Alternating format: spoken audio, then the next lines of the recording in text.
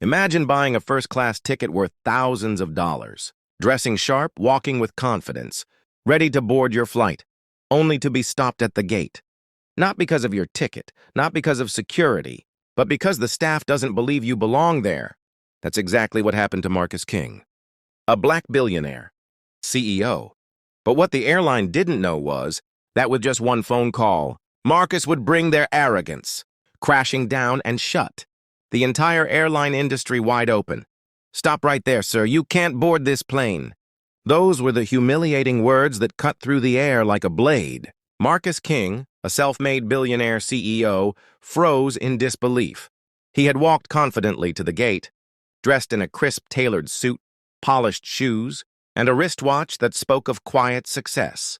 In his hand was a first-class boarding pass, purchased for several $1,000s. But instead of being welcomed like every other passenger, Marcus was singled out, treated as though he didn't belong. The gate attendant scanned his ticket, frowned, and then leaned toward her supervisor. Her lips moved quickly, almost nervously, and within seconds, 2 more employees appeared. Suddenly, Marcus found himself surrounded, not by admiration or respect, but by suspicion.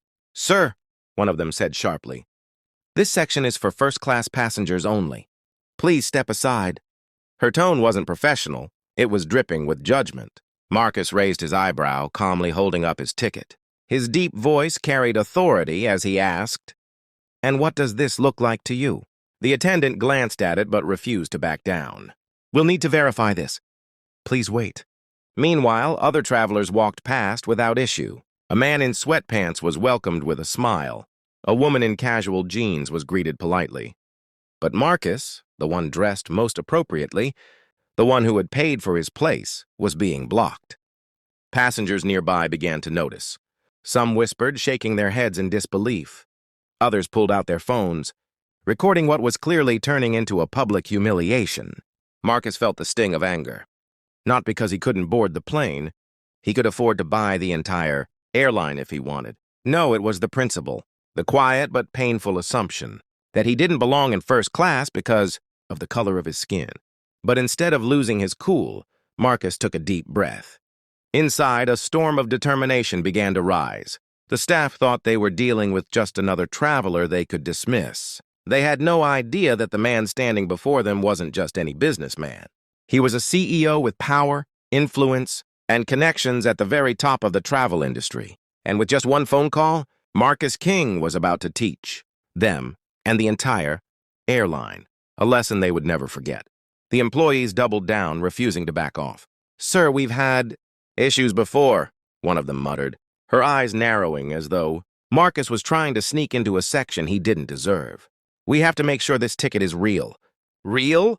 Marcus almost laughed at the absurdity. He had purchased this ticket directly from the airline's official website.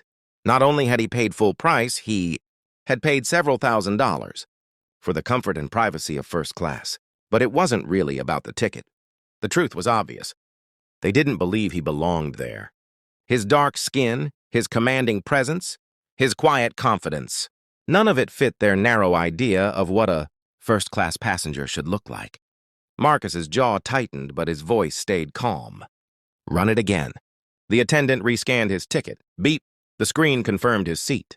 But still, the employees blocked him, crossing their arms and shaking their heads as if technology itself had made a mistake. Meanwhile, Marcus watched other passengers walk by without resistance. A man in sweatpants, clutching a fast food bag, was waved through with a smile. A young woman in jeans and a hoodie was welcomed politely. Yet Marcus, the only one dressed like a boardroom executive, was treated like an intruder. That was the breaking point. Slowly, Marcus reached into his pocket and pulled out his phone. His face was unreadable, but his eyes burned with quiet fire. With one swipe, he dialed a number. On the other end was a close friend, an executive at the Federal Aviation Administration, someone with the authority to shake the airline industry to its core. In a voice calm but firm, Marcus said, "I'm being denied boarding on a valid first-class ticket by your partner airline. I'll give them one last chance before I escalate this." The attendant smirked. To them, he was bluffing, just another frustrated traveler trying to act important. But within minutes, their smiles vanished. The supervisor's radio buzzed. The voice on the other end tense. "Corporate just called." "Stop everything. That passenger is highly connected. Do not deny him boarding." The color drained from their faces. Their arrogance melted into panic as they whispered frantically among themselves. Marcus didn't move. He stood tall, dignified, waiting for them to realize just how badly they had underestimated him. And then came another call, this one directly from the airline's head office. The executives weren't just worried about Marcus anymore. They demanded answers.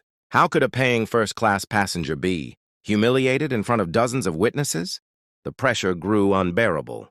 The very airline that tried to deny Marcus boarding was now staring down investigations, lawsuits, and the possibility of losing millions in contracts. All because of one man, all because of one phone call. The employee's tone changed instantly, their arrogance dissolving into nervous politeness. "Mr. King," the supervisor stammered, her voice trembling, "we deeply apologize. Please, right this way." But Marcus didn't move. Instead, he turned slowly to face the crowd of passengers who had witnessed the entire scene unfold. Dozens of eyes were on him, some curious, some angry on his behalf, and some filled with admiration for how calmly he had handled the situation. A few passengers clapped softly, others nodded in quiet support. The tension in the air shifted. Marcus lifted his voice so that every ear in the terminal could hear. "Ladies and gentlemen, what just happened here, is what occurs when people choose prejudice over fairness. I paid for my ticket. I earned my place here, yet I was denied. Not because of what was written on this pass, but because of assumptions about me. And let me be clear, no uniform, no title gives anyone the right to strip another human being of their dignity." His words cut through the silence like thunder. The crowd erupted in applause, louder this time, filling the gate with energy. Phones recorded his every word, capturing not just the injustice, but his powerful response to it. Finally, Marcus stepped forward and boarded the plane, not as a victim who had been silenced, but as a man who had stood tall, a symbol of dignity and strength. The very employees who had mocked him earlier now avoided his gaze, their faces red with shame. But this wasn't the end of the story. It was only the beginning. By the time the plane landed hours later, the incident had gone viral. Multiple passengers had uploaded their recordings online. Millions of people around the world watched as a black CEO was denied his rightful seat, only to shut down an airline's arrogance with one phone call and one speech. The fallout was massive. The airline faced boycotts, public outrage, and lawsuits. Within weeks, its stock price tumbled. Shareholders demanded accountability, and several top executives were forced to resign. As for Marcus, he didn't just move on, he turned his humiliation into fuel for change. He partnered with advocacy groups to push for stricter anti-discrimination policies in the airline industry. He even launched a scholarship fund for young black students pursuing careers in aviation and business. When asked by reporters why he fought so hard, Marcus's answer was simple but unforgettable. Because no one should have to prove their worth just to sit in a seat they already paid for. Respect should not depend on skin color, it should be automatic. The airline thought they could deny him a seat. Instead, they were forced to face the truth. And in the end, Marcus didn't just board the plane, he soared above them all. If this story moved you, don't forget to hit that like button and share it with someone who needs to hear it. And if you want more powerful stories just like this one, make sure to subscribe and turn on the notification bell so you never miss the next video. Until then, remember, respect should never be optional. It should be automatic.